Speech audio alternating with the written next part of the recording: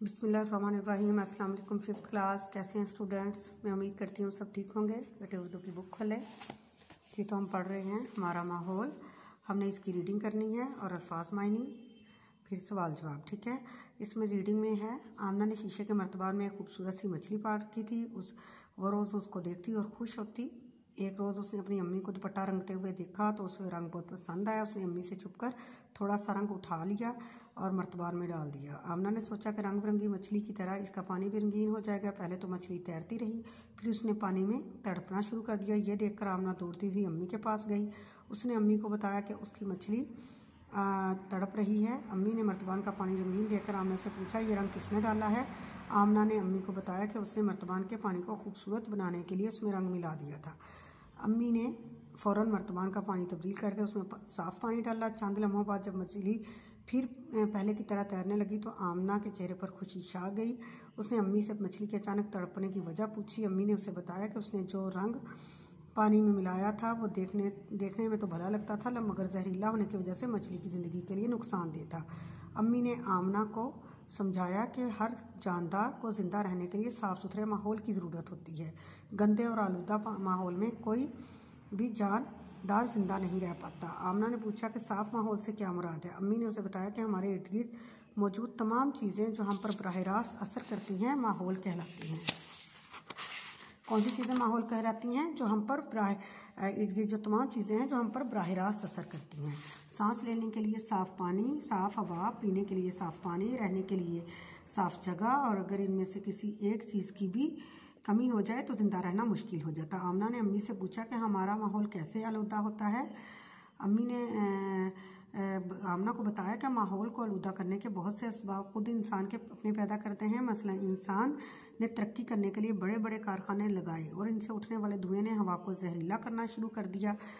फसलों को नुकसानदेह कीड़ों से बचाने के लिए स्प्रे किया तो इन कीड़े मार अद्वियात ने हवा और इंसानी सेहत और दोनों को नुकसान पहुंचाया। ट्रैफिक ने हमें आने जाने की सहूलत तो दी, लेकिन इसके धुएं ने इंसानी सेहत को ख़राब किया। हवा में उड़ने वाले हवाई जहाज़, समुद्रों में चलने वाले बहरी जहाज़ और खला में जाने वाले खलाई जहाज़, इन सब से खारिज होने वाला धुआं फ़ज़ाई आलूदगी का सबब बना। आबादी बढ़ने के बाद काबिल काश्त ज़मीन रहायशी कॉलोनियों में तब्दील होती चली गई। दरख्तों के बेदरेक कटाव, जिसमें यानी कोई रुकावट नहीं, इतना ज़्यादा दरख्त काटे जाते हैं, इससे ज़मीन क्या हो गई है? बंजर हो गई है और बारिशों में कमी आती चली गई। इसी वजह से कुर्रे अर्ज़ का दर्जा हरारत बढ़ता जा रहा है और जो इंसानी ज़िंदगी के लिए बेहद ख़तरनाक है। आमना अपनी अम्मी की बातें नहायत गौर से सुन रही थी। उसने मज़ीद पूछा कि हमारे माहौल को और कौन कौन सी चीज़ें ख़राब करती हैं? अम्मी ने बताया कि हवा की तरह पानी भी इंसानी बुनियादी ज़रूरत है इंसान की। इसके बगैर हम ज़िंदा रहने का तसव्वुर भी नहीं कर सकते। कुर्रे अर्ज़ का 3/4 हिस्सा पानी पर मुश्तमिल है। इसमें से 3% हिस्सा इंसानों के लिए काबिल इस्तेमाल है। ये काबिल इस्तेमाल पानी भी मुसलसल ख़राब होता जा रहा है। घरों से निकलने वाला कूड़ा, कारखानों से निकलने वाला जहरीला मवाद दरियाओं और नहरों के पानी में शामिल होकर इसको आलूदा कर रहा है। फसलों पर किया जाने वाला स्प्रे, ज़राअत के लिए इस्तेमाल की जाने वाली खादें, गटरों का आलूदा पानी ज़ेरे ज़मीन जज्ब होकर साफ़ पानी को ख़राब कर रहा है। इसी तरह फ़ज़ाई, हवाई और आबी आलूदगी के अलावा एक और बड़ी किस्म शोर की आलूदगी है। हमारे माहौल में मौजूद ट्रैफिक, लाउड स्पीकर, मौसीकी और कारखानों में मशीनों का शोर भी इंसानी कानों के लिए बेहद नुकसानदेह साबित हो रहा है। सरदर्द, बेचैनी, चिड़चिड़ापन, ब्लड प्रेशर, मैदा, दिल, जिगर, जिल्द के अमराज बढ़ रहे हैं। आलूदगी के इन तमाम असबाब पर काबू पाना हमारी अव्वलीन जिम्मेदारी है। आमना ने फ़िक्रमंदी से पूछा, अम्मी हम माहौलियाती आलूदगी से कैसे काबू पा सकते हैं? अम्मी ने कहा कि माहौलियाती आलूदगी के बारे में दुनिया के बहुत से ममालिक फ़िक्रमंद हैं। दुनिया भर में 5 जून को माहौलियात का आलमी दिन मनाया जाता है, जो लोगों को अपने इर्द गिर्द के माहौल को साफ़ रखने के लिए आगाह करता है। हमारा फ़र्ज़ है कि हम अपने इर्द गिर्द से ज़्यादा दरख्त और पौधे लगाएं, क्योंकि दरख्त माहौल को साफ़ रखने और इंसान के दोस्त होते हैं। अपने घरों और गलियों का कूड़ा करकर नालियों और नहरों में ना फेंकें, बल्कि कूड़ा करकर सिर्फ कूड़ेदानों में ही डालें। कूड़ा करकर ना जलाएं, इससे हवा आलूदा होती है। प्लास्टिक के थैलों का इस्तेमाल और इनको जलाना आलूदगी का बायस बनता है। ये एक जुर्म भी है। अब आमना ये बात समझ चुकी थी हमारे माहौल का साफ़ होना कितना ज़रूरी है। उसने अम्मी से वादा किया कि वो अपने माहौल की सफाई का बहुत ख्याल रखेगी, पौधों की खूब देखभाल करेगी, नए पौधे लगाएगी, मछली का पानी कभी आलूदा नहीं होने देगी। अगले दिन आमना ने स्कूल में सब बच्चों को माहौल को साफ़ सुथरा रखने की ज़रूरत और अहमियत के बारे में बताया। ठीक है बेटे, ये माहौल को साफ़ रखने की ये चीज़ें बिल्कुल सही हैं और अच्छी बातें हैं और इन सब पे हम लोग अमल कर सकते हैं। हम जितना हो सके अपने अपने हिस्से का हम काम करें, फिर देखा देखी हमारे इर्द गिर्द सब लोग ही उसी चीज़ पे जब हम इन चीज़ों पे करेंगे, अपने माहौल को साफ़ सुथरा रखेंगे, तो हमारे साथ जो बाकी लोग हैं, हमारे दोस्त हैं, बहन भाई हैं, वो भी इस चीज़ की तरफ आएंगे। ठीक है, तो आगे है जी बेटे, इसकी एक्सरसाइज हमने करनी है। इसके सवाल जवाब हैं। आमना की मछली क्यों तड़प रही थी? क्योंकि मर्तबान में आमना ने थोड़ा सा रंग डाल दिया था। वो रंग जहरीला होने की वजह से मछली की ज़िंदगी के लिए नुकसानदेह था। माहौल से क्या मुराद है? माहौल हमारे इर्द गिर्द मौजूद तमाम चीज़ें जो हम पर बराह रास्त असर करती हैं माहौल कहलाती हैं। माहौल को आलूदा करने वाली कोई सी 2 असबाब बयान करें। इंसान ने तरक्की के लिए बड़े बड़े कारखाने लगाए तो इनसे उठने वाले धुएँ ने हवा को आलूदा कर दिया।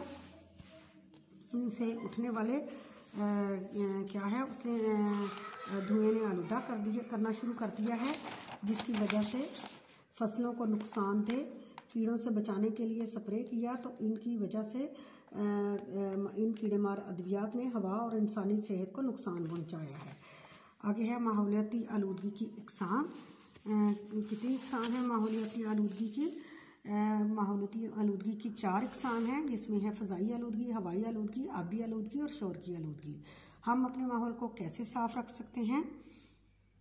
हम अपने दुनिया भर में 5 जून को माहौलियात का आलमी दिन मनाया जाता है। हमें चाहिए कि हम अपने घरों और गलियों का कूड़ा करकट नालियों और नहरों में ना फेंकें, बल्कि कूड़ा दानों में डालें। ठीक है, प्लास्टिक के थैलों के इस्तेमाल से परहेज़ करें। माहौल को साफ़ रखने के लिए दरख्त क्यों अहम हैं?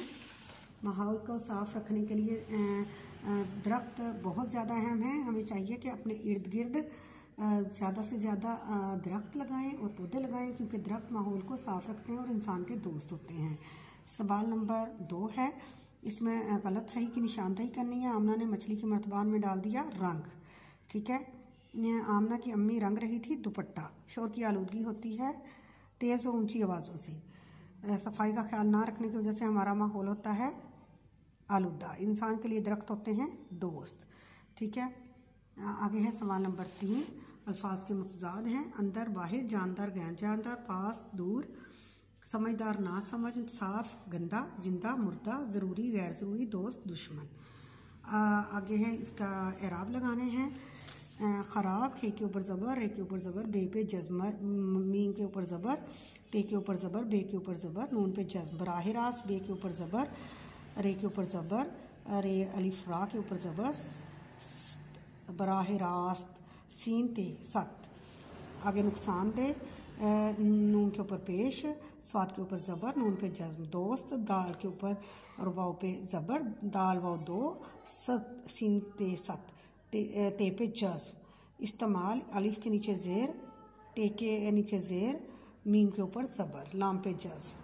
ठीक है, ये अगला सवाल हम इंशाल्लाह नेक्स्ट वीक करेंगे। तो और इसके साथ आपको जो बी पेपर का काम दिया जाएगा, आपने उसको अच्छे से याद करना है ताकि आपका टेस्ट अच्छा हो सके। ठीक है, ओके जी, अल्लाह हाफिज़।